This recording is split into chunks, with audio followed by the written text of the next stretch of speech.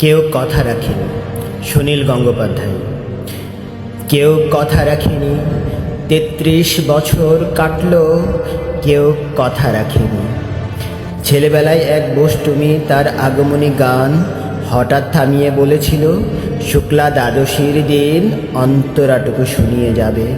তারপর কত চন্দ্রভোগ অমাবস্যা চলে গেল, কিন্তু সেই বষ্টমী আর এলো না। 25 বছর প্রতীক্ষায় আছে। মামা বাড়ির মাঝি নাদের আলী বলেছিল, বড় হও দাদা ঠাকুর, তোমাকে আমি 3 প্রহরের বিল দেখাতে নিয়ে যাব, যেখানে পদ্ম ফুলের মাথায় সাপ আর ভ্রমর খেলা করে। নাদের আলী, আমি আর কত বড় হব?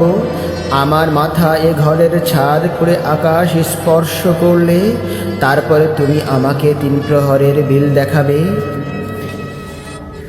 একটাও রয়্যাল গুলি কিনতে পারিনি কখনো।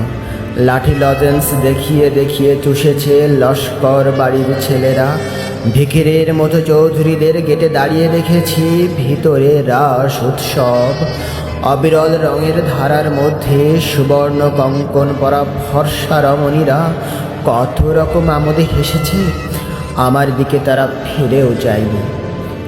বাবা আমার কাঁধ ছুঁয়ে বলেছিলেন, দেখিস একদিন আমরাও। বাবা এখন অন্ধ, আমাদের দেখা হয়নি কিছুই। সেই রয়্যালগুলি, সেই লাঠি লজেন, সেই রাস উৎসব আমায় কেউ ফিরিয়ে দেবে না। বুকের মধ্যে সুগন্ধি রুমাল রেখে বরুণা বলেছিল, যেদিন আমায় সত্যিকারের ভালোবাসবে সেদিন আমার বুকেও এরকম আতরের গন্ধ হবে। ভালোবাসার জন্যে আমি হাতের মুঠোয় প্রাণ নিয়েছি। দুরন্ত ষাঁড়ের চোখে বেঁধেছি লাল কাপড়। বিশ্ব সংসার তন্ন তন্ন করে খুঁজে এনেছি 108টা নীল পদ্ম। তবু কথা রাখিনি বরুণা। এখন তার বুকে শুধুই মাংসের গন্ধ।